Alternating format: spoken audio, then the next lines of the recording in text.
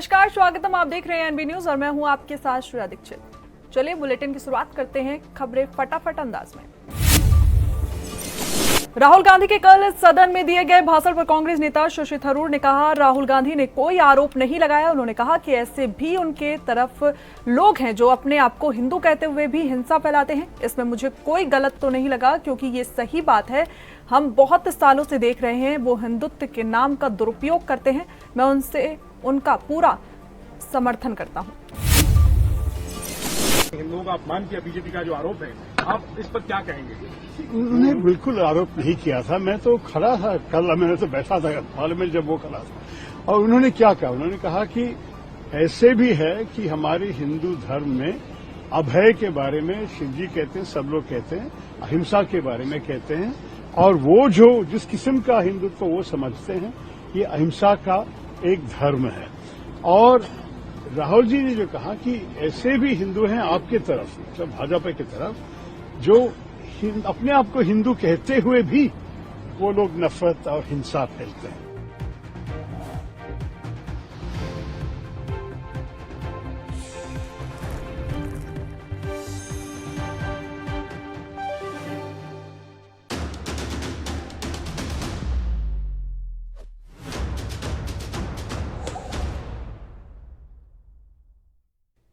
नमस्कार, NB news में आपका बहुत बहुत स्वागत है। मैं हूं नवीन पांडे। कल राहुल गांधी ने नेता प्रतिपक्ष के तौर पर मोदी सरकार पर तमाम सवाल खड़े किए थे। आज पीएम मोदी ने हर सवाल का जवाब दिया। राष्ट्रपति के अभिभाषण पर धन्यवाद प्रस्ताव पर चर्चा के दौरान कल राहुल गांधी ने हिंसक हिंदू का मुद्दा उठाकर विवाद खड़ा कर दिया था। आज पीएम मोदी ने उस पर करारा जवाब दिया है। पीएम मोदी ने राहुल गांधी की समझ पर भी सवाल खड़े करते हुए पूरी कांग्रेस पार्टी को जमकर घेरा। उन्होंने इतिहास की घटनाओं के हवाले से सिद्ध करने की कोशिश की है कांग्रेस की राजनीति तुष्टीकरण और हिंदू विरोध पर आधारित है। पीएम मोदी के भाषण के दौरान विपक्ष ने जमकर शोर शराबा किया। हाल ये था कि स्पीकर को कई बार शांत रहने की अपील करनी पड़ी। उसके बाद भी विपक्ष हंगामा करता रहा। शोर शराबे के बीच पीएम मोदी लगातार बोलते रहे। मोदी ने कांग्रेस से पूछा, सनातन देश में हिंदुओं से इतनी नफरत क्यों? जब मोदी ने राहुल गांधी का नाम लिए बिना बालक बुद्धि संबोधन किया तो विपक्ष ने शोर शराबा किया। इससे पहले समाजवादी पार्टी के मुखिया अखिलेश यादव ने अपने भाषण में अग्निवीर, नीट, बेरोजगारी जैसे तमाम मुद्दे उठाए। उन्होंने कहा, भले यूपी में हमको 80 में से 80 सीटें मिल जाती, तब भी हम ईवीएम पर भरोसा नहीं करेंगे। इन्हीं सब मुद्दों पर चर्चा करेंगे। हमारे साथ कुछ खास मेहमान मौजूद रहेंगे, लेकिन देख लेते हैं क्या कुछ कहा गया। कल और आज कई माननीय सदस्यों ने राष्ट्रपति जी के अभिभाषण पर अपने विचार व्यक्त किए हैं। मैं विशेष करके जो पहली बार सांसद बनकर के हमारे बीच आए हैं और उनमें से कुछ आदरणीय साथियों ने अपने जो विचार व्यक्त किए, संसद के सभी नियमों का पालन करते हुए किए। उनका व्यवहार ऐसा था जैसे एक अनुभवी सांसद का होता है। और इसलिए प्रथम बार आने के बावजूद भी उन्होंने सदन की गरिमा को बढ़ाया है और उन्होंने अपने विचारों से इस डिबेट को और अधिक मूल्यवान बनाया है। आदरणीय सभापति जी,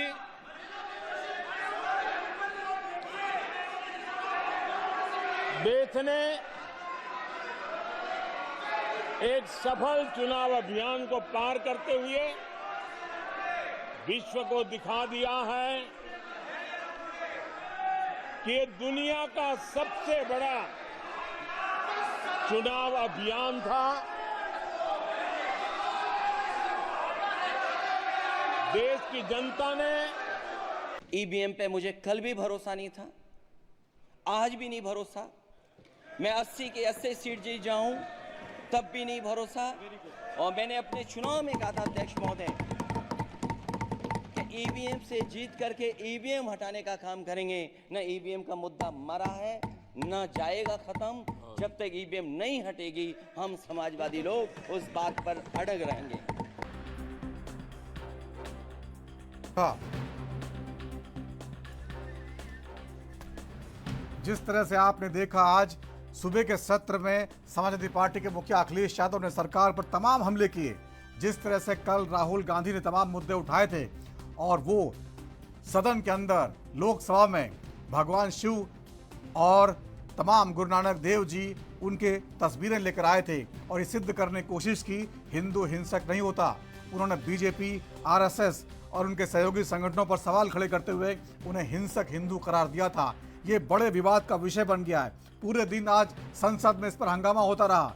भारतीय जनता पार्टी के तमाम सांसद, उनके सहयोगी दल, एनडीए के लोग लगातार राहुल गांधी के उस बयान पर रिएक्शन देते रहे और सदन के बाहर भी ये मुद्दा तमाम गर्म रहा। इसलिए उम्मीद थी कि आज जब प्रधानमंत्री मोदी राष्ट्रपति के अभिभाषण पर चर्चा के धन्यवाद प्रस्ताव का जवाब देने आएंगे तो जरूर इस मुद्दे पर बात रखेंगे और ऐसा ही हुआ। प्रधानमंत्री ने अपनी बात रखी, अपनी सरकार के तमाम कामकाज गिनाए और उसके बाद जब वो राहुल गांधी के मुद्दों पर आए, एक एक करके तमाम मुद्दों पर जवाब दिया। उन्होंने कांग्रेस की राजनीति को तुष्टीकरण वाली करार दिया। इतिहास के पन्नों से तमाम ऐसे वाकये लेकर आए, नेहरू युग से लेकर मनमोहन सरकार तक तमाम मुद्दों पर उन्होंने राहुल गांधी को घेरने की कोशिश की।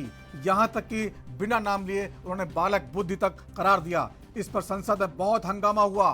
सदन की कार्रवाई लगातार जब तक प्रधानमंत्री बोलते रहे, विपक्ष के सांसद शोर शराबा करते रहे, बहुत सारे मुद्दों पर उनसे बोलने की मांग करते रहे,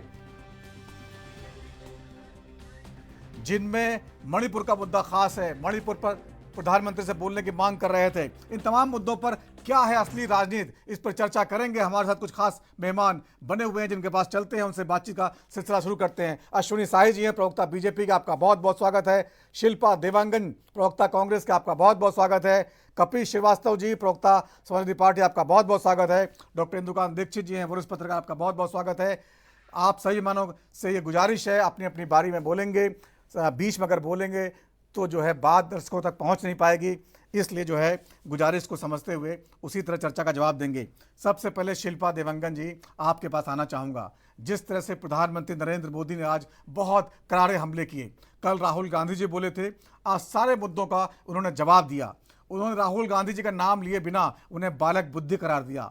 उन्होंने कहा कि कांग्रेस जो है वो देश की राजनीति को समझ क्यों नहीं पाती, वो सनातन समुदाय पर क्यों लगातार हमला करती है, क्यों तुष्टीकरण की राजनीति करती है। तो इस बारे में कांग्रेस का पक्ष क्या है, ये आपसे जानना चाहेंगे। देखिए, नमस्कार। देखिए, पहली बार 10 साल के बाद पहली बार ऐसा हुआ है कि मोदी सरकार ने एक मजबूत विपक्ष का सामना किया है और जैसे ही एक मजबूत विपक्ष के रूप में राहुल गांधी जी, जो कि नेता प्रतिपक्ष चुने गए हैं, उन्होंने अपना सरकार की बातों पर, जो सरकार से 10 साल से प्रॉब्लम थी, उस पर कटाक्ष किया है, जो देश की स्थिति है उस पर कटाक्ष किया है। तो आज भारतीय जनता पार्टी के सभी नेताओं को पानी पीने की जरूरत पड़ गई है। आप देखेंगे कि किस प्रकार से राहुल गांधी जी ने डायरेक्ट मुद्दों पर बात की है, डायरेक्ट देश की महंगाई पर चर्चा करनी चाहिए है और उसके बाद क्रमवार से उन्होंने देश में हो रही जो परेशानियां हैं, चाहे वो युवाओं के साथ नीट की परीक्षा हाल फिलहाल में किस प्रकार से लीक हुए, युवा कितने आक्रोशित हैं, उस पर विस्तार से चर्चा की गई है। और इसके साथ ही विभिन्न नेताओं ने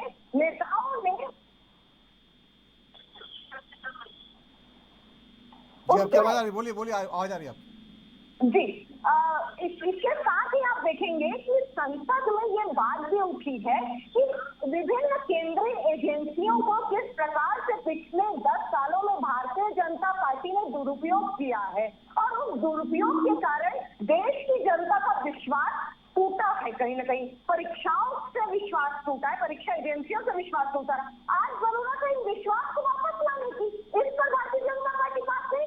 लेकिन शिल्पा जी देखिए, स्पष्ट रूप से शिल्पा जी जिस तरह से प्रधानमंत्री का सारा जोर जो है वो जो हिंसक हिंदू कहा था, वो जो भारतीय जनता पार्टी और सहयोगी संगठनों को कहा था राहुल गांधी ने, लेकिन उन्होंने पूरे समाज पोष में जोड़ दिया। उस पर आपका क्या कहना है जो प्रधानमंत्री ने जवाब दिया? मैं इसका जवाब दे रही हूँ। राहुल गांधी जी ने स्पष्ट रूप से दिया। पूरे व्याख्यान और पूरे वाक्य को सुनेंगे तो आपको ये समझ में आएगा कि भारतीय जनता पार्टी को उन्होंने स्पष्ट रूप से कहा कि वो हिंसा फैलाते हैं, वो उपद्रव करते हैं। ये जो देश है वो सर्व धर्म सद्भाव का देश है। यहाँ हिंदुत्व को राजनीतिकरण करने का कार्य भारतीय जनता पार्टी करती है, एकदम स्पष्ट है। ये हिंसा भारतीय जनता पार्टी के लिए उपयोग किया गया है। तो जो हिंसा वर्ड है वो स्पष्ट रूप से भारतीय जनता पार्टी के नेता, भारतीय जनता पार्टी की जो रणनीति है, जो राजनीतिकरण किया गया है धर्म के नाम पर, उसके साथ इशारा करके वक्तव्य में यही कहा गया है। अब बीजेपी क्या करती है, इन सब वक्तव्यों को तोड़ मरोड़ करके राहुल गांधी जी की छवि खराब करने का कार्य करती है, देश को मुद्दों से भटकाने का कार्य करती है, जो आज तक करती आई है। हम तो बोलते हैं ना कि आप मुद्दों पर बात करिए ना, ठीक है, हिंदुत्व का आप आज तक राजनीतिकरण कर, ठीक है शिल्पा जी, ठीक है, उस पर बात, ठीक है, आपकी बात आ गई है। अश्विनी शाही जी, जिस तरह से प्रधानमंत्री बोले, लगातार बोले और बहुत जोरदार बोले, कल राहुल गांधी भी इसी तरह धुआंधार बोले थे, आज प्रधानमंत्री बोले। जब राहुल गांधी जी बार बार ये कह रहे हैं कि उन्होंने जो है जो हिंसक हिंदू जो है पूरे समाज को ये नहीं कहा, वो केवल भारतीय जनता पार्टी और उसके सहयोगी संगठनों की ओर इशारा कर रहे हैं, तो भारतीय जनता पार्टी क्यों इसको जो है सबसे जोड़ के देख रही है और कांग्रेस को जो है मुस्लिम तुष्टीकरणवादी जो है पार्टी करार दे रही है?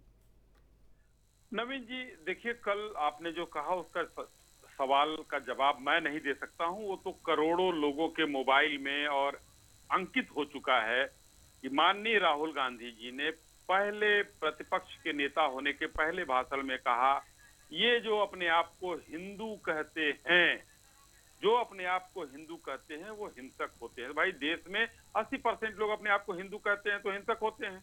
उनको कहना था कि ये भाजपा के लोग अपने आप को हिंदू कहते हैं, ये कह देते तो भाजपा चूक हो गई उनसे, वो शब्द जो है शब्द लाइन शायद चूक हो गई, बाद में उन्होंने इसका स्पष्टीकरण दिया था। नहीं हो गई, फिर वही बात। देखिए एक बात मैं बता दूं, जो बड़ा नेता होता है इस तरह के, आज तो कांग्रेस अपने, और हमको लग रहा है कपीस भाई भी, उनको कपीस भाई को छोड़ दीजिए क्योंकि कपीस भाई के तो पार्टी में लोग अखिलेश जी को प्रधानमंत्री का पोस्टर जारी कर दिए हैं, लेकिन बाकी दलों के लोग तो राहुल गांधी को प्रधानमंत्री के रूप में देखते हैं। और विपक्ष का नेता जो होता है, इतना महत्वपूर्ण पद होता है, वो माननीय प्रधानमंत्री का शैडो होता है एक तरफ से। तो उनके मुंह से ये चूक नहीं हो गई, चूक होती तो माफी मांग लेते। खड़गे साहब से कल चूक हुई, सदन में माफी मांग लिया उन्होंने, क्योंकि उनके अंदर परिपक्वता है, संसदीय परिपाटी की परिपक्वता है खड़गे साहब के पास। और ऐसे ही शिंदे साहब जो गृह मंत्री हुआ करते थे, उनसे भी चूक हुई थी, उन्होंने भी कहा था हिंदू आतंकवादी कह दिया था, माफी भी मांगी थी। तो राहुल गांधी जी माफी मांग लेते, भाई चूक हो गई हमसे, हम भाजपाइयों को कह रहे थे, तो ये कोई बहुत बड़ी बात नहीं थी। लेकिन जिसके मन में, जिसके खून में हिंदू विरोध हो, वो यही कहेगा। और सबसे बड़ी बात नवीन जी, कल महामहिम राष्ट्रपति जी के अभिभाषण का धन्यवाद प्रस्ताव था, और विपक्ष के नेता जब खड़े हुए बोलने, तो शुरू से और अंत तक का भाषण उठा लीजिए, कहीं उन्होंने धन्यवाद महामहिम राष्ट्रपति कुछ कहा ही नहीं। वो हिंदू को आतंकवादी बताने में रह गए, वो झूठ बोलने में रह गए कि 1 करोड़ मिलता नहीं है, कुछ कंपनसेशन नहीं मिलता है, किसानों को एमएसपी नहीं मिलती, ये सारे झूठ फैक्ट मांगे गए हैं। अश्विनी जी, प्रधानमंत्री जी ने जो है मंद बुद्धि बालक शब्द का इस्तेमाल, बालक बुद्धि जो कहा, उसका वो किस ओर इशारा था? उन्होंने तो भाई नाम नहीं लिया, उन्होंने तो एक कहानी सुनाई, अब जो जिसको लेना हो ले ले। उन्होंने तो कह रहे हैं कि राहुल गांधी जी को बोला है, वो इतने मेच्योर लीडर हैं। उन्होंने नाम लिया नहीं, कहानी सुनाई। अब वो राहुल गांधी चिपका ले, मैं चिपका लूं अपने ऊपर, आप चिपका लीजिए, कपीस भाई चिपका ले, दीक्षित जी चिपका ले, जो चिपका ले। ठीक है, तो ये तो भाई उन्होंने, ठीक है, आता हूँ दोबारा, आता हूँ एक एक बयान सबसे कहना चाहूंगा, आता हूँ अश्विनी जी, आता हूँ लौट के आता हूँ आपके पास। नहीं, ये एक लाइन पूरी हो जाने दीजिए जो आपने बीच में कहा। मैं कहता हूं कि ये उसी जवाब की तरह है जो 100-150 डीएम को आरोप लगाया था जयराम रमेश जी ने, कि फोन किया गया था और उनसे मांगा गया था कि आप नाम भेजिए, आज तक नहीं भेज पाए। ये वही स्थिति है इनको कि ये बता नहीं पाएंगे कि हमारे पास सत्य क्या है, तथ्य क्या है। सदन में बोलना, असत्य का बोलना ये गलत है। वो टकाटक वाला स्कीम तो दस्तखत करके दे आए, वो बाहर बोले झूठ, उसके बारे में हम नहीं कुछ कहेंगे, वो जनता समझे। अगली बार उनको क्या करना है वो जनता जानेगी। मगर सदन के बीच में जो बोले वो तार्किक तथ्यात्मक बोले तो ज्यादा विपक्ष के नेता का एक मानरक होता है, वरना अपरिपक्व बालक तो किसको कहा जाता है वो सब जानते हैं। ठीक है। कपिल श्रीवास्तव साहब, अखिलेश जी भी आज बहुत धुआंधार बोले, बहुत शानदार स्पीच दी उन्होंने, बहुत सारे मुद्दे उठाए, अग्निवीर, नीट, रोजगार, जो तमाम मुद्दे उठाते भी हैं। लेकिन उस भाषण के बाद समाजवादी पार्टी के लोग कह रहे हैं कि भाई अखिलेश जी असली प्रधानमंत्री पद के दावेदार हैं। अभी कितने प्रधानमंत्री पद के दावेदार होंगे विपक्ष में, बताइए।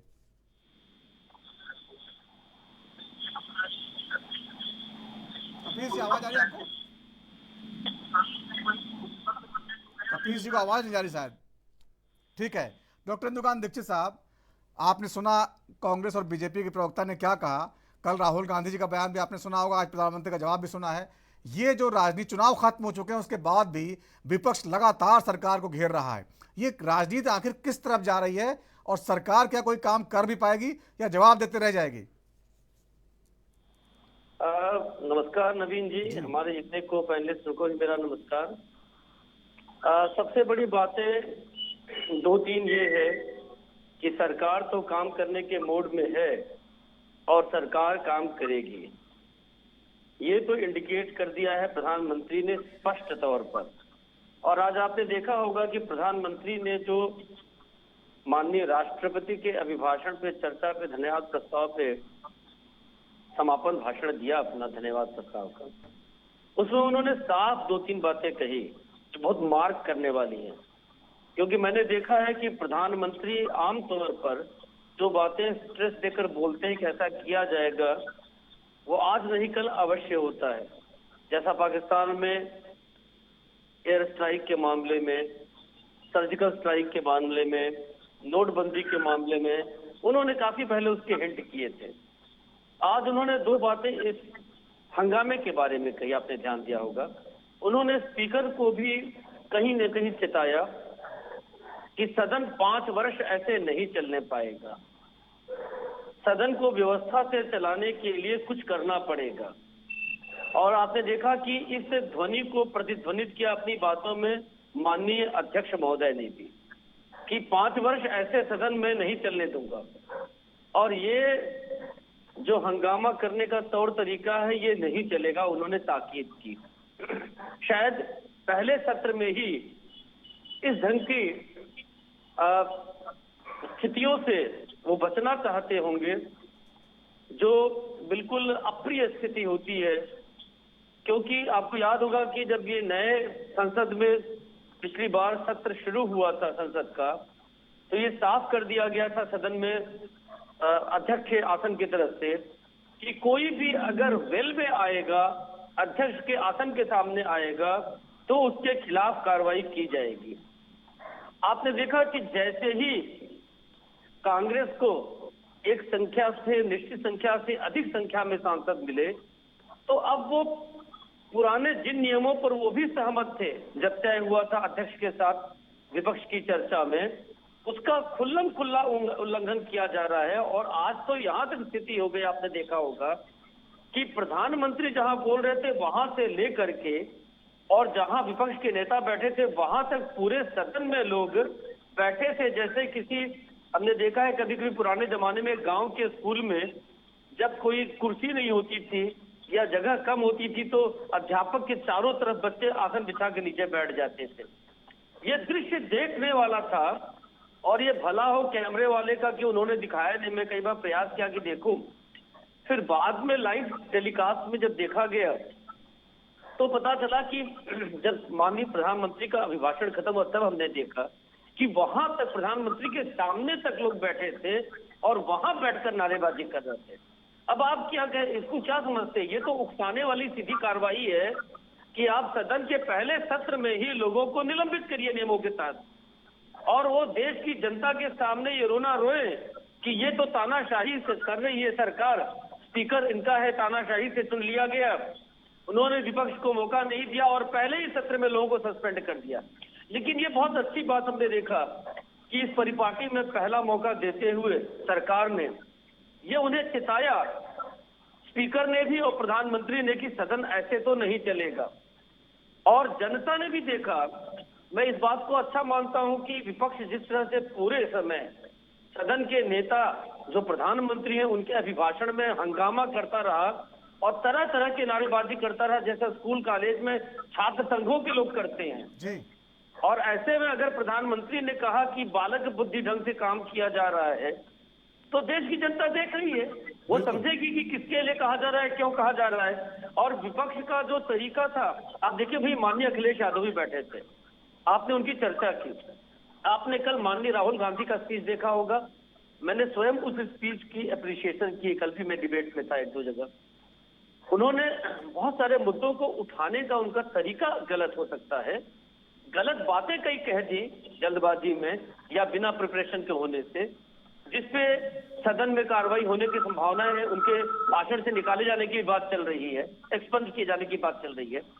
लेकिन जिस तरह से उन्होंने लगभग 1.5 घंटे का भाषण दिया, उनका पहला स्पीच था बड़ा एलओपी के तौर पर एक महत्वपूर्ण मुद्दे पर, और जिस तरह से जमा की अपनी बातें रखी, उन्होंने विपक्ष को वास्तव में ठीक से रिप्रेजेंट किया। लेकिन जो उनका तौर तरीका था, जो उनका बॉडी लैंग्वेज था, वो एक एलओपी के लिए शोभा देने वाला नहीं है। वो एक यंगस्टर, एक छात्र नेता की तरह अपने को प्रेजेंट कर रहे थे। उसमें उनका कपड़ा का पहनावा, उनका बॉडी लैंग्वेज, ये सब भी एक बड़े नेता का, शीर्ष नेता का बहुत महत्व रखता है। कई लोग इसको मानेंगे, कई लोग नहीं भी मानेंगे, क्योंकि ये अपनी स्वतंत्रता है व्यक्ति की। उसी के पलट आज देखिए, लगभग उसी एज ग्रुप के हैं अखिलेश जी, उन्होंने भी मैक्सिमम वही बातें कही, लेकिन आप उनकी भी बॉडी लैंग्वेज देखिए, उनका भी तरीका देखिए, उनका भी शायराना अंदाज देखिए। वो भी विपक्ष के इस समय सबसे प्रमुख नेताओं में से सबसे आगे बेंच पर बैठते हैं, लेकिन उन्होंने वो बातें भी कही, लेकिन उनका बॉडी लैंग्वेज, उनका तौर तरीका और उनका हंगामेदार लहजा नहीं आपकी था। तुलना बिल्कुल सटीक है। कपिल श्रीवास्तव जी बैठे हैं, एक टिप्पणी ले लेते हैं उनसे। कपिल श्रीवास्तव जी, आज अखिलेश जी बोले, बहुत अच्छा बोले, धुआंधार बोले, और जैसा कि डॉक्टर दीक्षित कह रहे हैं कि बहुत गंभीरता से बोले, उन्होंने तुलना भी की। खैर, मैं उस तुलना में जाना नहीं चाहूंगा, लेकिन यह है कि उसके बाद समाजवादी पार्टी के समर्थक जो हैं और जो आपके तमाम नेता भी हैं, वो कह रहे हैं अखिलेश जी असली प्रधानमंत्री के दावेदार हैं। ये तो झगड़ा करने वाली बात हो गई। राहुल गांधी जी बैठे हुए अभी वहां पर। नहीं, आवाज मिल रही है मेरी? क्या आवाज मिल रही है मेरी? जी मिल रही, बोलिए। हाँ नवीन भाई, मैं सबसे पहली चीज तो ये कह दूं कि राजनीति के अंदर जितनी भी पार्टियां हैं वो अपने राष्ट्रीय अध्यक्ष को उस पद पर देखना चाहती है, इसमें कोई बड़ी बात नहीं है। लेकिन इसका मतलब ये नहीं है कि वो प्रधानमंत्री के दावेदार हैं, वो प्रधानमंत्री के लिए अब मार होने वाली है, ऐसा कुछ नहीं है। वो तो इनके यहाँ भी है, ऐसा नहीं। लेकिन हकीकत मैं आपको बता दूं, दोनों लोगों का अतुलनीय प्रदर्शन रहा है विपक्ष का। एक दूसरे से कंपेयर करना ही भूल होगी। हर व्यक्ति की अपनी स्टाइल है। अगर हर व्यक्ति अमिताभ बच्चन के एक्शन को उतारने लगे, उनकी आवाजों को उतारने लगे, तो वो फिर अपना व्यक्तित्व खो देता है। राहुल गांधी एक बड़े व्यक्तित्व है, माननीय राष्ट्रीय अध्यक्ष अखिलेश यादव जी भी एक बड़े व्यक्तित्व है, दोनों साथ साथ हैं। और मैं एक चीज और आपको कहूं, अभी दीक्षित जी जिन बातों को कह रहे थे कि राहुल गांधी जी ने कही, तो बहुत अच्छी बात, लेकिन उनका जो टेम्परामेंट था वो छात्र संघ के नेताओं की तरफ। चलिए ये मान लेते हैं कि उनकी छात्र संघ के नेताओं की तरफ, लेकिन प्रधानमंत्री जी ने जो मंद बुद्धि कह लीजिए की टिप्पणी, जो जिस तरीके से बाल्यावस्था की टिप्पणी वो कर रहे थे, क्या प्रधानमंत्री के पद को शोभा देता है? 50,000 की गर्लफ्रेंड भी उन्होंने इसी संसद में कहा था, और आपको याद होगा दीदी ओटीजी भी उसमें कहा था, और चप आंख ऐसे ऐसे कर रहे थे, ऐसे ऐसे। आपको प्रधानमंत्री के ये एक्शन अच्छे लग रहे थे, इसको अप्रिशिएट कीजिएगा किसी। तो मैं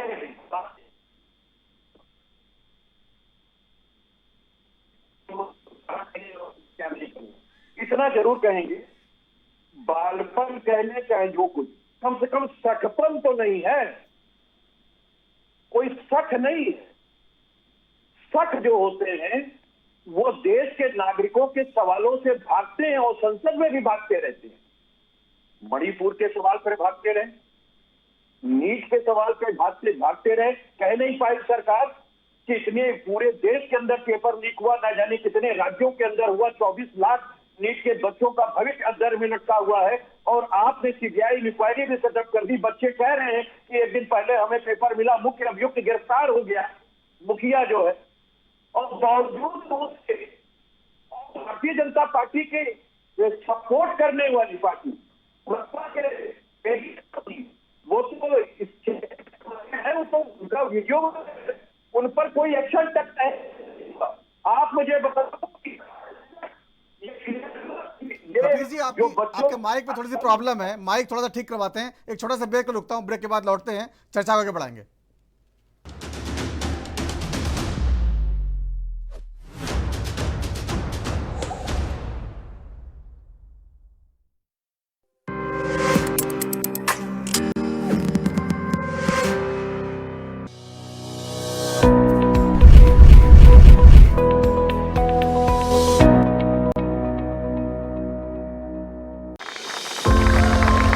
महतारी का वंदन हो रहा लगातार, माता बहनों को समर्पित बार बार, वादा निभा रही विष्णु सरकार, 5वीं किश्त का मिल रहा उपहार, 1000 हर माह सीधे खाते में, 1 जुलाई को 5वीं बार भेजेगी विष्णु सरकार। मुख्यमंत्री ला मैं बहुत बहुत धन्यवाद देता था, जिन महिला मन के पूरा ख्याल रखी से। महिला बहनी मनवा मोदी सरकार विष्णु साय जी है, बहुत बहुत बढ़िया करे है, बहुत बहुत धन्यवाद। मोर मुख्यमंत्री विष्णुदेव साय ला बहुत बहुत धन्यवाद देवत हूँ। महतारी वंदन योजना का मिलता रहेगा लाभ, माह बदलेगा पूरा होता रहेगा हिसाब।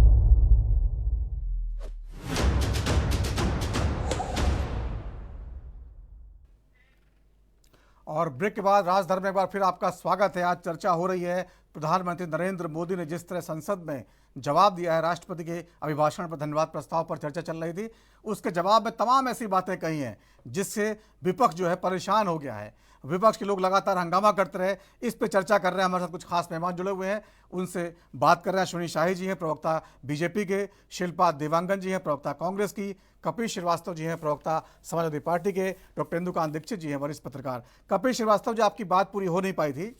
जिस तरह से प्रधानमंत्री, इसमें एक सवाल और जोड़ना चाहूँगा, ये कहा कि जिस तरह से हिंसक हिंदू कहा गया, ये संयोग है या प्रयोग है, ये कहा गया। और एक बहुत प्रधानमंत्री की तरफ से कहा जाना, देश को ये भी कहा गया कि देश समझे एक परजीवी पार्टी है कांग्रेस, जो अपने जिसके साथ रहती है उसके वोट खा जाती है। तो अभी तो आपके साथ है वो, आप लोगों को डर लग रहा है क्या प्रधानमंत्री की बातों से, या उस पर कुछ कहना चाहेंगे?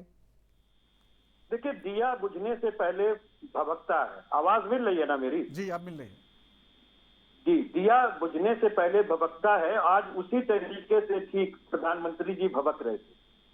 बार बार उन्हें ये क्यों कहना पड़ रहा था कि भले ये लोग बहुत ज्यादा संख्या में अब जीत करके आ गए हैं, विपक्ष बहुत सबल हो गया है, लेकिन मेरी आवाज और बुलंद हो गई, इसे क्यों कहना पड़ रहा है? अरे भाई, आप हमारे देश के प्रधानमंत्री हो, अगर आपकी आवाज बुलंद नहीं होगी तो फिर प्रधानमंत्री पद से इस्तीफा दे देना चाहिए।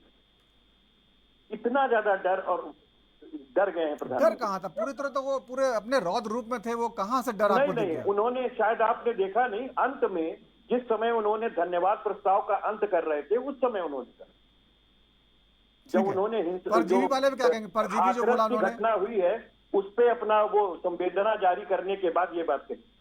अब मैं आपको दूसरी बात कह रहा हूं, जो आपने संयोग और प्रयोग पूछा है, ये संयोग और प्रयोग दोनों ही नहीं था। पार्टी लैंग्वेज भी एक लैंग्वेज होती है, और जब राहुल गांधी जी बोलते हैं तो कैमरा उनके पर से हटा लिया जाता है। उन्होंने सत्ता पक्ष की ओर इशारा करके कहा ये हिंदू ऐसे हिंसक होते हैं क्योंकि ये हिंदू के ठेकेदार बनते हैं। अरे भाई, कपिल श्रीवास्तव भी सनातनी है, पुरातनी है, भगवान श्री चित्रगुप्त के वंशज हैं, तो क्या आप हमको सर्टिफिकेट दोगे? क्या हम हिंदू और सनातनी नहीं है, या राहुल गांधी नहीं है, या माननीय अखिलेश यादव जी नहीं? यहां जितने बैठे हैं सभी सनातनी पुरातनी। हम किसी को सर्टिफिकेट जारी नहीं कर सकते। तो हम तो ये कह रहे हैं कि प्रधानमंत्री जी को छोटी बात करने से रुकना चाहिए। ठीक है, प्रधानमंत्री ये कैसा लेवल का व्यक्ति और बीच में खड़ा हो जाए, नेता प्रतिपक्ष बोल रहा है, तो आप जरा गरिमा सोचिए। ठीक है, गृह मिनिस्टर खड़े हो जाएं, जवाब लेते बीजेपी मिनिस्टर खड़े हो जाएं, आप सोचिए। और मैं एक बात ये कह रहा हूं कि हिंदुत्व के जो ठेकेदार हैं, मोनू पनीसर, यही लोग शरण देते हैं हरियाणा के अंदर। बजरंग दल, आपको याद होगा कि उत्तर प्रदेश में सुबोध कांत सिंह जो थाना प्रभारी थे, उनकी हत्या की थी बजरंग दल के नेता ने, जैन ने, और उसको फूल माला पहना करके स्वागत भारतीय जनता पार्टी ने किया था, यहां तक कि उन्हें पदाधिकारी बनाया था, बाद में हटा दिया। ठीक है, ठीक है, जवाब लेते हैं कपिल जी, जवाब लेते हैं। अश्विनी शाही जी, तमाम सवाल आप लोग जवाब देते हैं, सवाल फिर उठ जाते हैं। वो कह रहे हैं कि हमने तो केवल बीजेपी को कहा था और इनके जो सहयोगी संगठन है बजरंग दल और बहुत सारे, उनको हम कहते हैं, और इस सबको के लपेट लेते हैं, सारे हिंदुओं पर क्यों सवाल खड़ा कर देते हैं, ये कह रहे हैं। ये लोग उन्हीं के, अभी देखिए, अभी कपिल श्रीवास्तव जी कहते क्यों नहीं कहेंगे, क्योंकि इंडिया अलायंस के सदस्य हैं ये, तो ये कहेंगे ही कहेंगे। अभी इन्होंने कहा कि भगवान चित्रगुप्त के वंशज हैं, तो मैं मानता हूं वंशज हैं, और इनका अभी जब कोई पंडित जी चाहे कोई पूजा होती है तो कपिल भाई आपसे पूछा ही जाता होगा, गोत्र बताइए अपना, क्या गोत्र बताते हैं भाई, जरा बताइए आप अपना। मैं तो, मेरा वत्स है कपिल भाई आपसे पूछ रहा हूँ, क्या गोत्र बताते हैं? पंडित जी पूछते हैं पूजा में, तो क्या गोत्र बताते हैं आप? हाँ, बताते हैं, कोई गोत्र होगा ना, क्या होगा? एक बिल्कुल मेरा वत्स गोत्र के हैं जी, कश्यप गोत्र के हैं, कश्यप गोत्र के हैं। चलिए, मैं वत्स गोत्र का हूँ, लेकिन अगर हम और आप कहीं जो है, आज आप यहाँ कश्यप बता दिए और कल को जाकर आप भारद्वाज गोत्र तो नहीं बताएंगे ना, और या मैं कश्यप, मैं यहाँ पर हूँ तो मैं कश्यप नहीं बताऊंगा। लेकिन जब राहुल गांधी जी, जिसको आप अभी सनातनी कह रहे थे, वो ब्रह्मा जी के मंदिर में जाते हैं तो कहते हैं मैं दत्तात्रेय गोत्र का कौल ब्राह्मण हूँ। उज्जैन में आते हैं तो कहते हैं मैं कश्यप गोत्र का हूँ। तो भाई ये गोत्र कैसे बदल जाता है, ये नहीं। अश्विनी शाही जी, देखिए ये बात का पतंगा उड़ाने वाली ये बहुत गंभीर विषय है। ये गंभीर है, इसीलिए मैं कह रहा हूं कि प्रधानमंत्री जी सरेआम संसद के अंदर झूठ बोल रहे थे और भ्रम फैला रहे थे। ठीक उसी तरीके से आप भी झूठ बोल रहे हैं, भ्रम फैला रहे हैं। उज्जैन में जब पूछा गया तो उन्होंने कश्यप गोत्र बताया। मुझे उनका बयान सुना दीजिए, हमें आप उनका बयान सुना दीजिए। कपिल भाई, अभी ये डिबेट हो जाने दीजिए, इसके बाद मैं आपको भी भेज दूंगा नवीन जी, मैं भेज दूंगा। दूसरा चीज सुन लीजिए, अब बीच में कोई बोलेगा तो मैं, मेरा समय है, बीच में कोई ना बोले। डॉक्टर शिल्पा मत बोलिए। ठीक है, सुन लीजिए कपिल जी, बात पूरी, कपिल सुन लीजिए, बात पूरी जाने दीजिए। कपिल जी, मैं भी नहीं बोलूंगा, आधा घंटा टाइम है, मैं भी चिल्लाऊंगा। क्या भ्रम फैला रहा है? ठीक है, मैं स्पष्टीकरण कर ले लेता हूँ। कपिल जी, आप ध्यान से देखिए अश्विनी शाही जी, जहाँ तक मेरी जानकारी, देखिए अश्विनी शाही जी, ऐसा जो दत्तात्रेय गोत्र की आप बात कर रहे हैं, कई बार क्या होता है कि जो बहुत कर्मकांडों में नहीं रहते उनको नहीं पता होता, कोई बता देता है कि हमारा ये है, तो इससे कोई बड़ी बात नहीं हो जाती है। नवीन चतुर्वेदी नहीं कहेंगे अपने आप को भाई, चतुर्वेदी करना अलग बात है, गोत्र अलग चीज है, अश्विनी तिवारी नहीं कहूंगा। लेकिन आप इन मुद्दों बात करें ना जो आज संसद में उठे। अच्छा ठीक है, चलिए मैं छोड़ देता हूँ, उसको भी छोड़ देता हूँ, चलिए छोड़ देता हूँ। हिंदुस्तान में फिरोज गांधी आते हैं, उनकी शादी इंदिरा गांधी से होती है। फिरोज गांधी जो है क्या थे, इंदिरा गांधी क्या थी? अच्छा, प्रधानमंत्री जी की शादी किससे हुई है? अरे सुनिए प्रधानमंत्री जी की शादी किससे सुन हुई लीजिए। है? अरे प्रधानमंत्री जी की पत्नी का क्या नाम है बताइए? प्रधानमंत्री जी की शादी किससे हुई है? अरे भाई आपके हमें बताइए। हमारे पिताजी की अलग नहीं हुई थी। ध्यान दीजिए, पहले सुन लीजिए, पहले सुनिए, बीच में बोलेंगे। नवीन जी बीच में आप अश्विनी जी व्यक्तिगत हमलों से बचिए। अश्विनी जी आप भाषण के मुद्दों पे आइए ना। इन लोगों को इनकी औकात पता नहीं है कि ये जो बाणशंकर राहुल गांधी जो है, इनकी औकात पता नहीं है कि ये ईसा मसीह के पुजारी हिंदू बनते हैं। इनको ये सुनना पड़ेगा। इनको कपिल श्रीवास्तव जो है, ये नहीं है, लेकिन राहुल गांधी के बारे में सुनना पड़ेगा। अब मैं नहीं बोलने दूंगा, मेरी आवाज ठीक है। इन लोगों को सुनना पड़ेगा।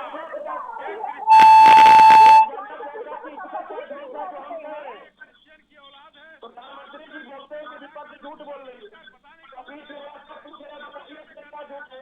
प्रधानमंत्री जी ने कारण अपनी पत्नी क्यों छोड़ रखी है? कपिल श्रीवास्तव जी, कपिल जी आपकी बात आ गई है। कपिल जी आपका सवाल आ गया, मैं पूछता हूँ कपिल जी। अरे भाई, सनातन धर्म में ये जो है संस्कार माना जाता है, विवाह संस्कार है, समझौता नहीं है। आखिर बिना किसी तलाक के पत्नी कैसे छोड़ रखी है उन्होंने? व्यक्तिगत हमलों से बचा जाए। देखिए इस बहस में जो है संसद में हुई चर्चा पे आज बातचीत हो रही है। आप लोग नेताओं के निजी जीवन पर चले गए हैं। बात करते हैं तो मैं पूछ रहा हूँ, ये अगर में प्रधानमंत्री जी ने क्यों किया? कपिल जी आप शांत हो गए तो मैं पूछता हूँ सवाल। कपिल जी शांत हो जाइए। अश्विनी साई जी, मेरा सवाल जो है संसद में जो आज बहस हुई उस पर है। कैसे होगा? अगर मैं झूठ बोल रहा हूँ तो नाली साफ कर लूंगा, न्याय संहिता के हिसाब से नाली साफ करूंगा। कहते हैं इसको। देखिए, इस सवाल का जनता जानना चाहती है कि वो शांत पीछे में शपथ में क्यों नहीं बैठते? व्यक्तिगत जाओगे तो आप भी कांच के मकान में रह रहे हो। जब आप जो है कांच के मकान में रहते हैं तो दूसरों पे ईटा नहीं फेंका जाता है। परिवर्तन हुआ, तो फिर बर्दाश्त कर स्वामी बने, देश जान रहा है। ठीक है अश्विनी जी, ठीक है, मुझे आगे बढ़ना है। अश्विनी जी निजी टिप्पणियों से बचिए। शिल्पा देवांगन जी, मैं आपका कहना चाहूंगा जिस तरह से अश्विनी जी आपकी बात आ गई है, ठीक है। शिल्पा जी जिस तरह से प्रधानमंत्री ने जवाब दिया आज जो है, आप लोग लगातार हंगामा करते रहे। कल जब राहुल गांधी जी बोल रहे थे तो सरकार की तरफ से उतना वैसा हंगामा नहीं था। राहुल गांधी जी ने बहुत सारे नियम तोड़ने के आरोप भी लगे उनके ऊपर, जैसे कि सदन की तरफ पीट करके वो खड़े हो गए, कई बार बोले। आज जो है लगातार आप लोग प्रधानमंत्री की टोका टोकी करते रहे। ये अगर ऐसा होगा तो कैसे सदन चल पाएगा? देखिए, मैंने पहले ही कहा। अश्विनी शांत है। अश्विनी जी सुन लीजिए। अश्विनी जी सुन लीजिए। देखिए, मेरी बारी है। अश्विनी सुन लीजिए, बोलिए शिल्पा जी। धैर्य रखिए, सुनने की शक्ति रखिए, क्योंकि अब की बात सकारात्मक विपक्ष है, मजबूत विपक्ष है। अश्विनी जी सुनने का धैर्य रखिए, विपक्ष मजबूत है, इस बार विपक्ष मजबूत है। सुनने का धैर्य रखिए, इस बार विपक्ष मजबूत है। आप इनको कहिए ये सुनेंगे। ईसाई है, पारसी है, बताना पड़ेगा। अश्विनी साई जी देखिए, हमारे शो में जो है व्यक्तिगत टिप्पणी से बचिए आप। जो राजनीतिक बातें उस पर बात हो रही है और हमको जानने का हक है राहुल गांधी की। ठीक है, आप जवाब ले लीजिए। शिल्पा जी जवाब दे रही हैं, जवाब ले लीजिए। शिल्पा जी बोलिए। जो बोला गया, जब मेरा समय खाया गया मैं भी ऐसे बोलता रहूंगा। मेरी आवाज दबा दीजिए। देखिए उससे फायदा कुछ नहीं है, दर्शकों तक आपकी बात पहुंच नहीं रही है। मेरी बात ही नहीं पूरी हुई। कपिल श्रीवास्तव मैं अभी आपके पास आता हूँ, फिर आता हूँ आपके पास आता हूँ। अश्विनी जी आता हूँ। मैं बोलूं, किस जाति के हैं, उनका गोत्र क्या है, उनके बाप किस बिरादरी के थे, उनके दादा किस बिरादरी के थे, बताना पड़ेगा। राहुल गांधी क्या है, हम लोग दोगला कहते हैं, और ये हो गया, इसको कहते हैं। थोड़ा पानी पी लीजिए भाई, थोड़ा पानी पी लीजिए।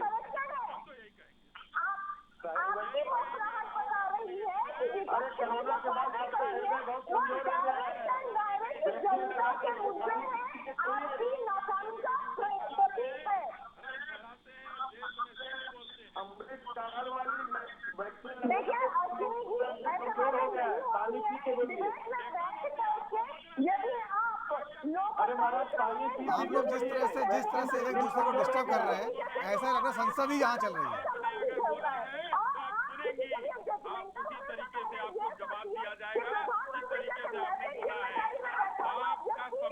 अरे भाई कव्वाली से क्या फायदा है, कुछ समझ में नहीं आ रहा।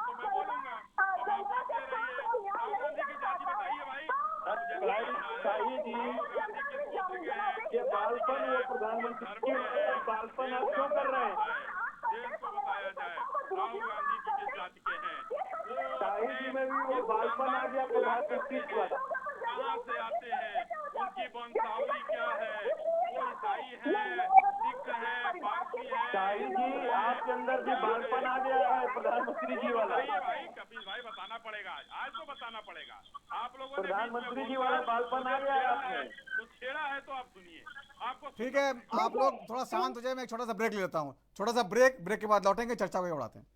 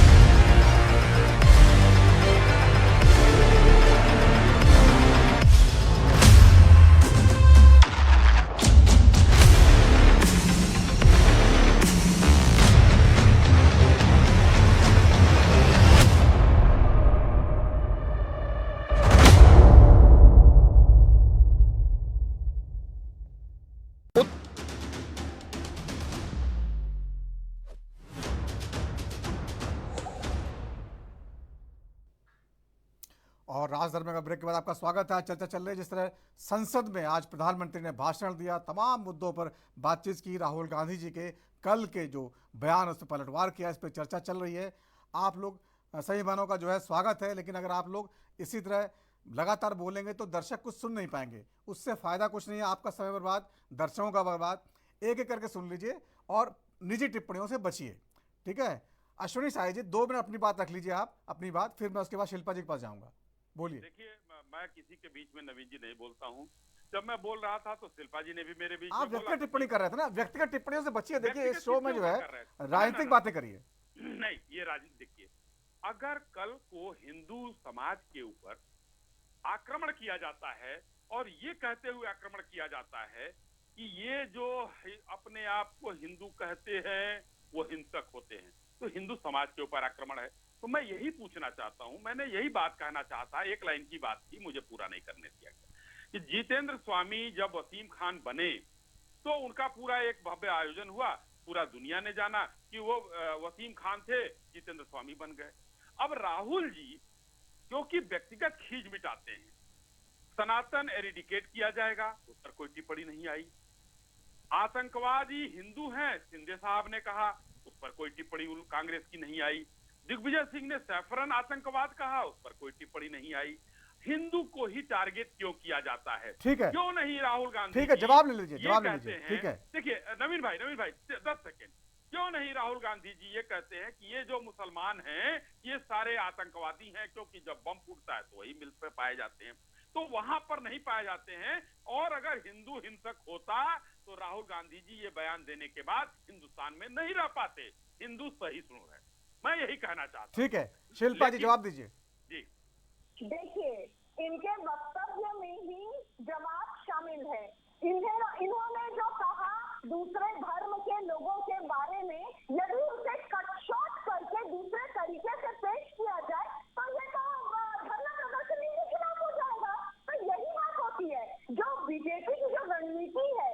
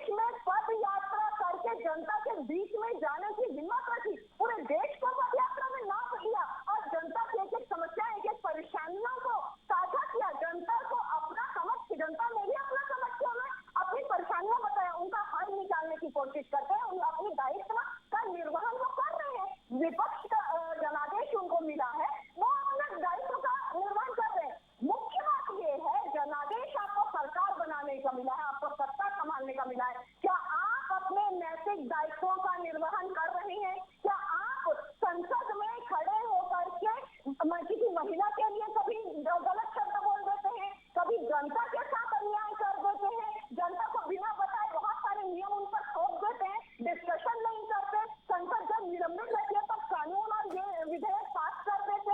तो ये क्या जनता ने आपको जनादेश इसीलिए दिया है क्या? तो ये सोचने वाली बात है, ये गंभीर विषय इसे कहते हैं। लेकिन शिल्पा जी आपने जवाब दे दिया। एक सवाल खड़ा होता है, अगर संसद में इसी तरह जो है लड़ाई झगड़ा शोर शराबा चलता रहा, चूंकि सरकार काम कैसे कर पाएगी? क्या जो है आप लोगों की मंशा ये कि सरकार काम ना कर पाए?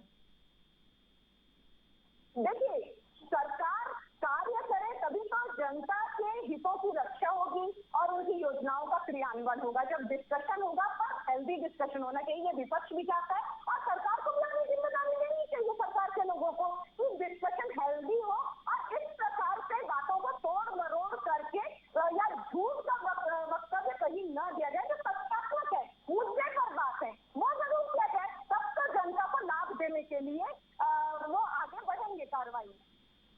ठीक है, डॉक्टर इंदुकांत दीक्षित जी, आपने सबकी बात सुन ली है।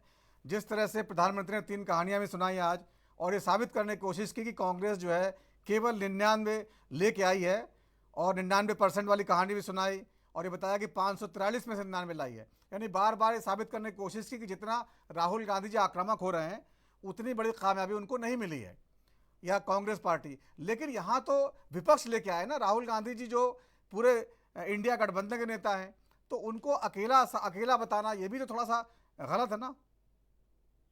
नवीन जी, देखिए, बड़ी बात यह है कि राहुल गांधी ने भाषण जैसे भी दिया हो, कुछ चीजें मैंने पहले भी कहा कि गलत तथ्य बोले उन्होंने, कुछ में उन्होंने उसी समय बैक ट्रैक किया, कुछ को बाद में उनके भाषण से हटाया गया, लेकिन वो विपक्ष का एजेंडा सेट करने में सफल रहे, इसमें कोई दो राय नहीं। उन्होंने जो बातें कही उसके तौर तरीके पे हमें आपत्ति है, एक पत्रकार के नाते वो उचित में नहीं मानता, लेकिन जो जो प्रमुख बातें चुनाव में और चुनाव के पहले कांग्रेस और इंडिया के लोग बोलते रहे थे, उन सारी प्रमुख बातों को उन्होंने वहां पे रख दिया। और मैं जिस बात को अप्रिशिएट करता हूँ विशेष तौर पे कि उन्होंने एक्सटेम्पोर रखा। आमतौर पर मेरी भी धारणा ये बन गई थी धीरे धीरे कि वो रटा रटाया देख कर करके या मोबाइल में देख कर कमेंट करते हैं, लेकिन पहली बार उनको मैंने वास्तव में एक्सटेम्पोर इतना लंबा बोलते हुए देखा और अच्छा बोला उन्होंने। कई चीजें उन्होंने जो कही, जो हिंदू धर्म के खिलाफ कह दी, वो भी लोग जानते हैं कि किस लिए कही, भावना स्पष्ट है। लेकिन जब आप इतने बड़े पद पर होते हैं तो भावना स्पष्ट होने के बाद भी मौके पर शब्द भी उसका साथ देना चाहिए। मैं केवल एक और बड़ी बात कह करके, कुछ समय आपके पास कम है तो अपनी बात खत्म करूंगा। देखिए, आज जिस प्रकार कल विपक्ष ने एलओपी के तौर पर राहुल गांधी जी ने चर्चा की शुरुआत की थी, उन्होंने बड़े दिल दिखाते हुए कहा था कि सत्ता में आप हैं, you are the government, we are in opposition and we accept it. और आज तक उन्होंने बधाई नहीं दी थी, लेकिन आज उन्होंने कल सदन में, ओपन सदन में कहा कि हम आपको बधाई देते हैं जीत कराने के लिए तीसरी बार। अगर उसी भावना को आज उन्होंने कंटिन्यू किया होता और अपने साथियों को वेल में भेज कर करके इस ढंग का हंगामा स्वयं डिक्टेट करके नहीं खड़ा किया होता तो सचमुच उनकी मैच्योरिटी और उनके भाषण में 4 चांद लग जाते।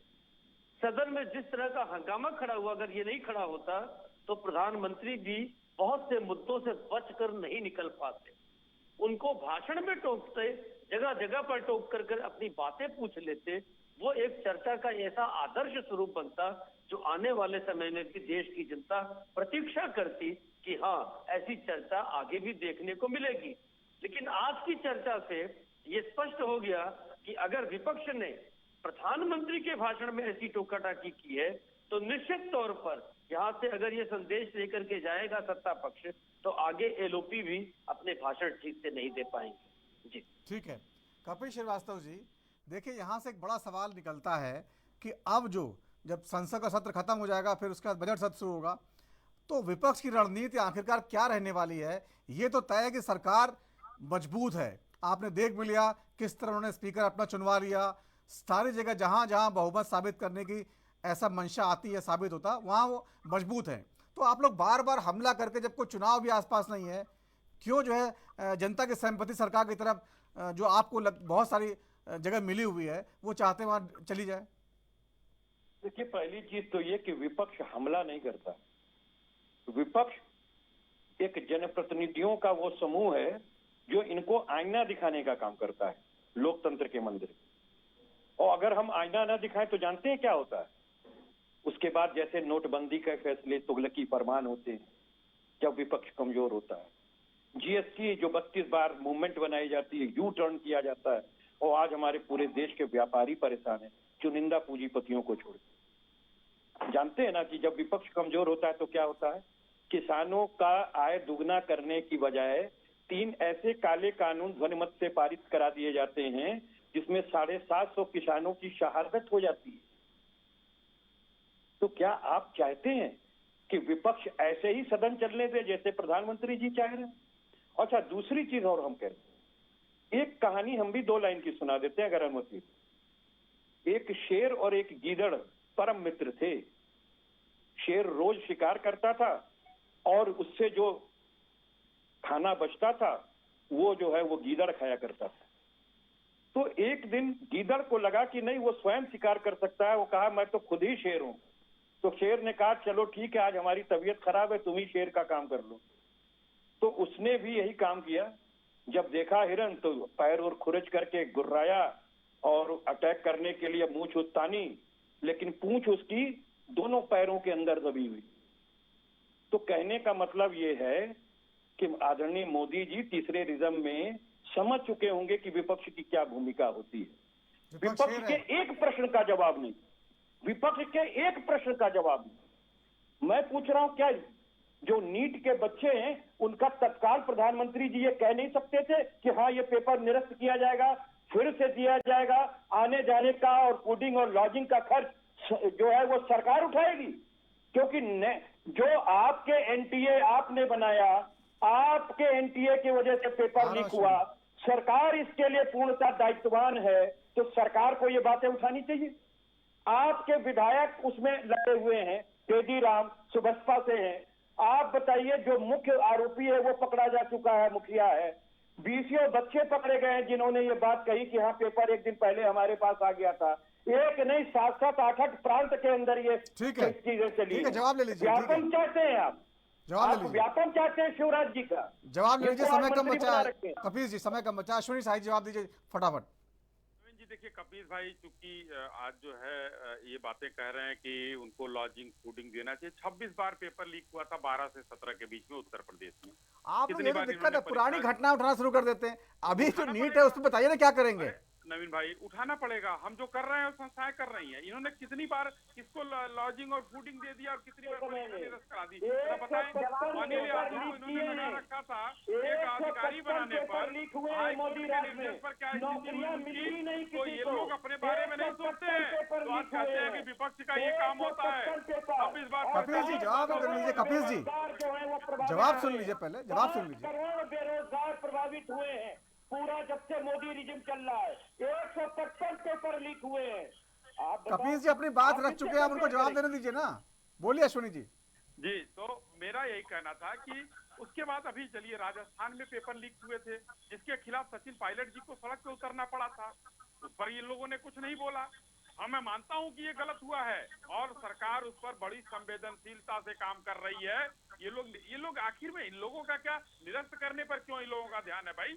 अचानक जो है ये लोग निरस्त करने पर क्यों आ गए? सरकार उसका समाधान निकाल रही है। माननीय मंत्री जी का बयान आ गया है, एनटीए का बयान आ गया है, एनटीए के अधिकारी हटाए गए। ठीक है, ठीक है, समय खत्म हो चुका है। समय खत्म हो चुका है। आप सबकी बात आ गई है। जिस तरह से सरकार और विपक्ष के बीच टकराव चल रहा है, इसको लेके जो है आगे क्या क्या नए मुद्दे आएंगे, इस पे चर्चा चलती रहेगी। बहुत बहुत धन्यवाद सभी मनों को चर्चा में शामिल होने के लिए। तो राजधर में आज इतना ही। वक्त छोटे से ब्रेक का है। ब्रेक के बाद भी खबरों का सिलसिला जारी रहेगा। नमस्कार।